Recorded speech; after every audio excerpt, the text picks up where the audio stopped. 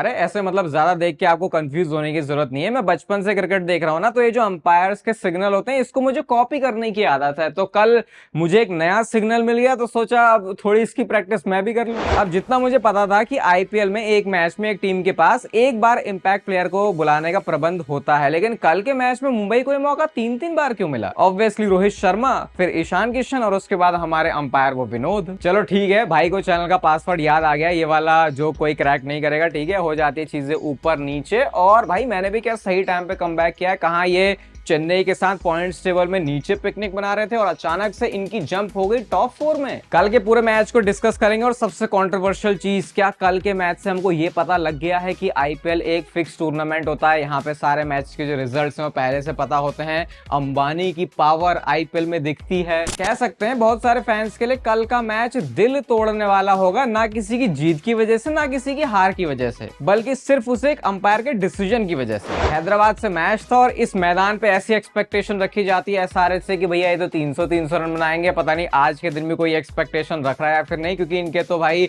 150 के आसपास बनाने के ही लाले पड़ जा रहे हैं। जितने रन पहले हैदराबाद वाले पूरे ये पावर प्ले के अंदर शुरू के 1-2 ओवर में बना देते थे, उतने रन अब इनसे पूरे पावर प्ले के अंदर नहीं बनते। इस पावर प्ले के अंदर ही 2 विकेट चहर के पास चली जाती हैं, 2 विकेट बोल्ट के पास चली जाती हैं और 1 विकेट हमारे पांड्या साहब ने ली। मतलब कि आधी एसआरएच तो पवेलियन में पावर प्ले के अंदर ही पहुंच गई। मुझे वो रील्स के बारे में सोच के अब ऐसा लग रहा है कि उसका असर शायद रियलिटी में भी होना शुरू हो गया, क्योंकि जब रोहित शर्मा मैदान में होते हैं शायद उनको इंप्रेस करने के लिए ट्रेविस हेड अब अच्छा खेलते ही नहीं है। वो कौन सी नई टर्म आई है आजकल, रोहित पगलू। ये कैमरामैन भी बड़ा हरामी है भाई, पहले इसने रोहित शर्मा को दिखाया और उसके ठीक बाद ड्रेसिंग रूम में बैठे ट्रेविस हेड को। ऐसे कैमरा वर्क के लिए तो भाई तुम्हारे पास 36 नहीं 100 थोपों की सलामी मिलनी चाहिए। चलो जी अब आराम से बात कर लेते हैं मैच के उस कंट्रोवर्शियल मूवमेंट के बारे में। तो भाई दीपक चहर बॉलिंग करवाने के लिए जाते हैं, डाउन द लेग बॉल जाती है, ईशान किशन ने उसको छेड़ने की कोशिश करी, वो छिड़ती नहीं है, सीधा वो जाती है विकेट कीपर के पास। और एक बड़ा ही वियर्ड सा सिनेरियो हमने देखा, अंपायर को इतना क्लूलेस, देखो मैंने तो कभी भी इससे पहले मैदान में नहीं देखा। बॉल लगते ही, जो कि बाद में पता चला कि लगी भी है या फिर नहीं, जो भी वो सीन हुआ, जैसी बॉल कंप्लीट होती है, ईशान किशन बिना कुछ देखे, बिना कुछ सुने, बिना कुछ समझे वहां से निकलने लगते हैं। और एक टाइम पे मतलब अंपायर भी इतना अजीब सिचुएशन में था, पहले उसने अपने हाथ फैलाए वाइड के लिए, उसके बाद उसने ऐसा करके हाथ ऐसे किया, और भाई ये कौन सा नया जो अंपायर का सिग्नल है वो पता चला, उसने ऐसे किया फिर ऊपर किया, फिर दीपक चहर जब पीछे आके देखता है, वो चिल्लाता थोड़ी अपील के लिए, तब जाके वो जो हाथ है वो ऐसा हो गया और ईशान किशन का विकेट गिर गया इस मैच में। चलो भाई ठीक है, अब तक तो मामला ठीक था, लेकिन जब अल्ट्रा एज में हमने देखा तो पता क्या चलता है कि ईशान किशन का तो बैट के साथ या फिर ग्लव के साथ कोई कॉन्टैक्ट ही नहीं था। अल्ट्रा एज में थोड़ी सी भी स्पाइक नहीं निकली। देखो सिंपल सी बात है, मुंबई इंडियंस का मैच, अंपायर इसके अंदर इन्वॉल्व, तो फिर ऑब्वियसली बात उठनी ही थी कि क्या ये मैच, क्या ये वाला स्पॉट यहाँ पे फिक्स था। पेटीएम पर 50 रुपए प्राप्त हुए। अभी तक हम सिर्फ उस यंगेस्ट प्लेयर की बात कर रहे थे, अब लोगों का कहना है कि हमको ओल्डेस्ट प्लेयर भी मिल गया इस साल के आईपीएल का, वो अंपायर अपने विनोद भाई साहब। देखो ऑन अ सीरियस नोट अगर हम इसको डिस्कस करें तो ठीक है, एक प्लेयर 2 तरीके से आउट हो सकता है, या तो उसके लिए अपील हो, जो कि हमने वहां पर कहीं से भी सुनी नहीं थी, एटलीस्ट कैमरा में तो वो कहीं पे भी नहीं आई थी, और दूसरा तरीका अगर जो बैट्समैन है वो खुद ही वॉकआउट कर जाए।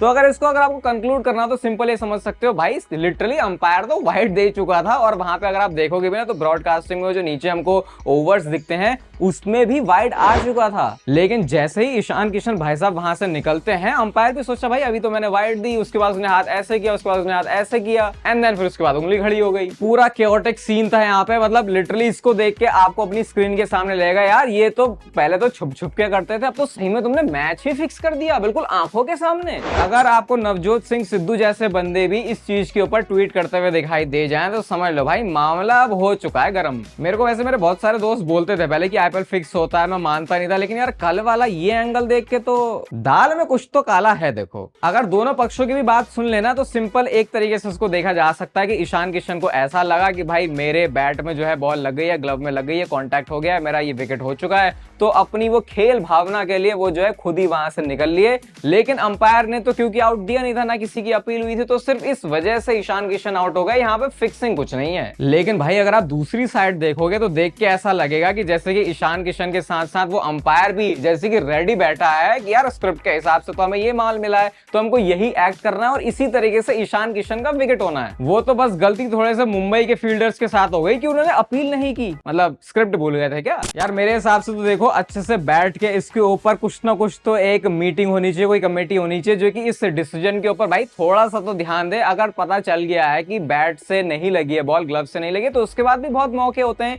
तब भी ईशान किशन वापस नहीं आए, या फिर बोलो स्क्रिप्ट में जैसा था वो तो फिर अब करना ही है। और हाँ, बात तो फिर लोग ये भी लेके आ रहे हैं कि ये मत भूलना कि ईशान किशन पहले कौन सी टीम से खेल चुका है। अब इतनी कंट्रोवर्शियल चीज हुई है तो देखो इसके बारे में थ्योरीज तो काफी सारी निकलने वाली है। मेरे अंदर का जो फैन है ना, जो असली क्रिकेट प्रेमी है, वो तो देखो ये सारा नजारा देख के डिसअपॉइंटेड है। चाहे मैच फिक्स था, चाहे आप इसमें अंपायरिंग की बात कर लो, या फिर ईशान किशन जिस तरीके से बिना कुछ देखे समझे ही वहां से निकल गया, और उसके बाद हार्दिक पांड्या भी भाई ईशान किशन को ऐसे हेलमेट के ऊपर हाथ रख के ऐसे बोल रहे हैं, और ईशान किशन की स्माइल भी ऐसी है कि जैसे कि यार वर्क इज डन। मैं देखो आपका ओपिनियन तो इसके ऊपर जरूर सुनना चाहूंगा, क्योंकि अब ये मुद्दा ऐसा हो गया है, आई थिंक इसके ऊपर हर किसी का बहुत अलग अलग ओपिनियन होगा। और इतनी एसआरएच की बेकार परफॉर्मेंस चल रही थी, वो तो थोड़े से क्लासन ने आके रन बना दिए 140 के आसपास, उससे ऊपर 143 पर वो स्कोर लेके जाते हैं। मुंबई इंडियंस की बैटिंग आती है, लगा तो था कि यार हो सकता है कि मैच बचा लिया जाए अभी एसआरएच की तरफ से, लेकिन फिर शायद इस मैच में पहले जो हमने सीन सपाटा देखा था उस हिसाब से पहले पता लग गया था कि इस मैच का विनर कौन होने वाला है। एसआरएच वालों ने सोचा होगा कि शर्मा जी चलेगा, लेकिन हमारी साइड का रोहित शर्मा इस मैच में नहीं रुके। लेकिन पिछले कुछ मैचेस से अगर आप देखोगे तो हमारे रोहित शर्मा हिटमैन का बैट भी चल रहा है, जो कि बोल सकते हो मुंबई इंडियंस के लिए बहुत अच्छा है। और इस मैच में जीत के बाद अगर आप यहाँ पे पॉइंट्स टेबल देखोगे तो आई थिंक इसमें जो चेन्नई है, बेटर होगा एडिटर से क्या कि मैं इसे क्रॉप ही करवा दूं। अच्छा, मुझे कोई बताएगा कि अब थोड़ा बहुत भी किसी भी तरीके से कैलकुलेटर पकड़ के कोई चांस है चेन्नई का इस आईपीएल के टूर्नामेंट में बने रहने का? चलो जंप तो अच्छी मारी मुंबई इंडियंस ने, अगर थोड़ी बहुत ऐसी ही अंबानी जी की कृपा रही तो क्या पता फाइनल्स भी। हैदराबाद वालों देखो यार, अब तुम्हारा आईपीएल के प्लेऑफ्स में जाने का सीन तो है नहीं, और हमारे थोड़े एंटरटेनमेंट के लिए वो 300 वाली जो बात तुमने इतनी बोली है उसको करके भी दिखा दो, इससे पहले कि पूरा टूर्नामेंट ही खत्म हो जाए। सारी बातें छोड़ो भाई, आज का मैच है आरसीबी का, वो भी अपने ही होम ग्राउंड में। और जो हमने हिस्ट्री देखी अब तक इस आईपीएल के टूर्नामेंट में आरसीबी की, आज के मैच के लिए मैं तो एक्साइटेड हूं। और अगेन अब यहाँ पे जो है कंसिस्टेंट वीडियोस फिर से आने वाली हैं, तो उसके लिए अगर आप इस वीडियो को यहाँ तक देख रहे हो तो लाइक कर देना, चैनल को सब्सक्राइब कर दो ऐसे और क्रिकेट से रिलेटेड वीडियोस के लिए। बाकी तब तक फिर लेते रहो जिंदगी के मजे।